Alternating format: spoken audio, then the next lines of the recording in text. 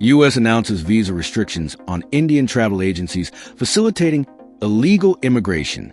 The United States on Monday said it is taking steps to impose visa restrictions on owners, executives, and senior officials of travel agencies based and operating in India for knowingly facilitating illegal immigration to the United States.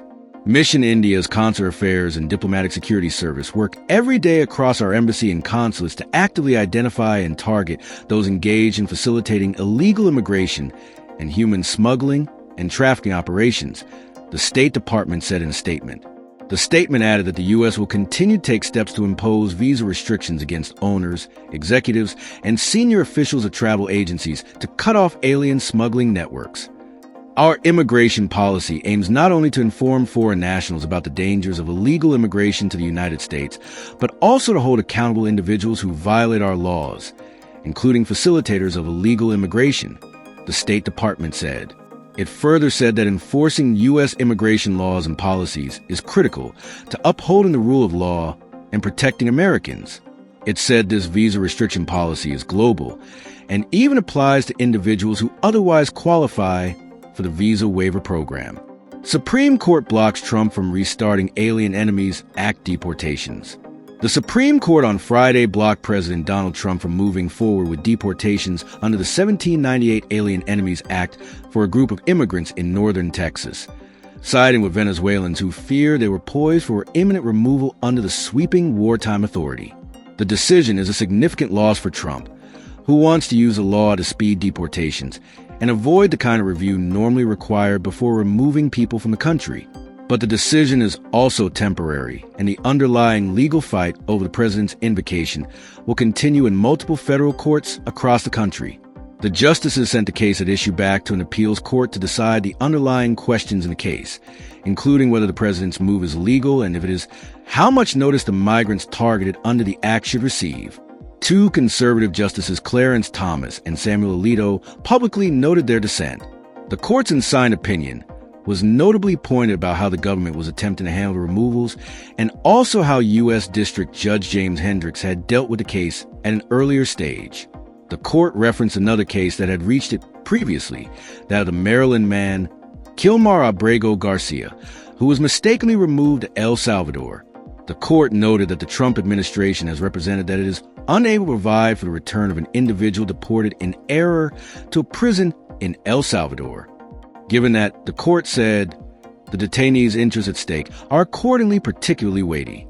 In other words, the court was saying it is important to get the legal questions correct before people are removed, potentially forever. The court added that the way the Trump administration was handling the removals did not pass muster. Specifically, the justices pointed a notice of only 24 hours that was devoid of information about how to exercise due process rights to contest that removal. The Supreme Court sent the case back to the New Orleans-based 5th U.S. Circuit Court of Appeals for further review, saying in its order that the appeals court erred in dismissing the detainee's appeal. Today's ruling effectively extends a temporary freeze that the justices put on Alien Enemies Act removals from the Northern District of Texas back on April 19th, said Steve Ladek, CNN Supreme Court analyst and professor at Georgetown Law. Because lower courts have blocked use of the act in every other district in which the president has sought to invoke it, that means it effectively pausing all removals under the act until the Fifth Circuit, and presumably, the Supreme Court itself conclusively resolves whether they're legal and how much process is due if so. The court also appeared to criticize how Hendricks, whom Trump nominated to the bench in his first term, had handled the case. Hendricks declined to halt the removals and argued in his opinion that the ACLU was attempting to rush the district court to act. Here, the district court's inaction, not for 42 minutes, but for 14 hours and 28 minutes, had the practical effect of refusing an injunction to detainees facing an imminent threat of severe, irreparable harm, the court wrote. Alito, in a 14-page dissent joined by Thomas, said that the High Court had wrongly intervened at this time and sharply criticized it for telling the appeals court how to handle the case before it was fully handled by the district court. The court, he wrote, has blazed a new trail. It has plucked a case from a district court and decided important issues in the first instance. To my eyes, that looks far too much like an expansion of our original jurisdiction. Alito had initially dissented when the court first issued interim relief to the migrants last month. Justice Brett Kavanaugh, in a brief concurrence, said he agreed with the court's decision but would have taken up the case in full now. The circumstances call for a prompt and final resolution, which likely can be provided only by this court, he wrote. Rather, consistent with the executive branch's request for expedition, and as the detainees themselves urge, I would grant certiorari, order prompt briefing, hold oral arguments soon thereafter, and then resolve the legal issues. The comments from Kavanaugh come a day after the High Court grappled with whether it should consider the merits of another one of Trump's controversial immigration policies, his bid to end birthright citizenship, that had only landed before it on an emergency basis. The Justice Department did not immediately respond to a request for comment. Trump claimed in a social media post Friday that the Supreme Court won't allow USTO get criminals out of our country after the court's decision. Lower courts wrestle with key legal questions. The decision came as lower courts across the country are wrestling with Trump's implementation of the Alien Enemies Act, a result of an earlier Supreme Court order that required the cases to be filed in separate district courts rather than on a nationwide basis. Federal courts in Texas, Nevada, Colorado, and other states have issued orders that block the administration from relying on the law, at least in the short term, while judges consider a host of lawsuits that have popped up from targeted migrants. Several courts have also entered more permanent orders against the law's use, and a Trump-appointed judge in southern Texas ruled on May 2nd that the president had unlawfully invoked the Alien Enemies Act. Following through on a campaign pledge, Trump invoked the act in mid-March as a way to speed the deportation of alleged members of the Venezuelan gang Tren de Aragua. Perhaps sensing the imminent litigation, the administration moved quickly to load hundreds of Venezuelans onto planes bound for El Salvador, where they remain today. After lower courts temporarily blocked the government from carrying out additional deportations, the Trump administration appealed to the Supreme Court in late March, citing sensitive national security-related operations and asking to resume removals. In a murky and signed order on April 7th, the Supreme Court technically allowed Trump to continue using the law, and it blocked a legal pathway civil rights groups were attempting to use to challenge Trump's invocation of the law, so they could shut down its use wholesale. But the court also ruled that migrants subject to deportation under the Alien Enemies Act were entitled to notice and an opportunity to challenge their removal through federal habeas corpus petitions, suits brought by people who claim they are being detained by the government, unlawfully, marking a partial win for migrants. The American Civil Liberties Union, which is representing the migrants, filed a series of habeas lawsuits seeking to protect identified migrants, as well as similarly situated Venezuelans who could potentially be targeted under the Alien Enemies Act. Several lower courts, including one in New York and another in Texas, issued new temporary orders blocking the administration from deporting people under the act while it considers those cases. Importantly, those orders only cover the geographic regions over which the specific federal courts had jurisdiction. In mid-April, immigrant rights groups said a number of Venezuelan detainees in northern Texas, not covered by those earlier orders, began receiving notices from the government that they were subject to deportation under the act. Some of those immigrants, being held at the Bluebonnet Detention Center in Anson, Texas, were told they might be removed in less than 24 hours. Those notices cannot by any stretch be said to comply with this court's order that notice must be sufficient to permit individuals actually to seek habeas review, the American Civil Liberties Union said in a brief. 2 immigrants filed a habeas petition in a federal district court in Abilene, Texas, seeking a temporary order blocking their deportation and the removal of similarly situated people held at Bluebonnet. Hendricks denied the request of the 2 migrants, noting the government had answered unequivocally that it did not intend to remove them, so they were not at immediate risk of deportation. The issue of Alien Enemies Act enforcement then returned to the Supreme Court. In an early morning order on April 19th, a majority of justices temporarily blocked the Trump administration from deporting any of the Venezuelans in Texas who could potentially be targeted under the act so that it could look more closely at the case.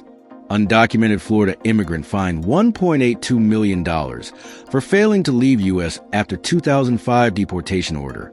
A Florida-based undocumented immigrant is facing a staggering $1.82 million civil fine for failing to comply with a deportation order issued nearly 2 decades ago.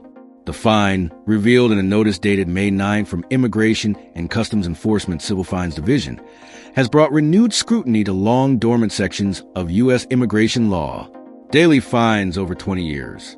The 41-year-old Honduran national, a mother of 3 U.S.-born children, has been fined $500 for each day she remained in the country after being ordered removed in April 2005. The total $1,821,350 reflects nearly 20 years of unauthorized stay.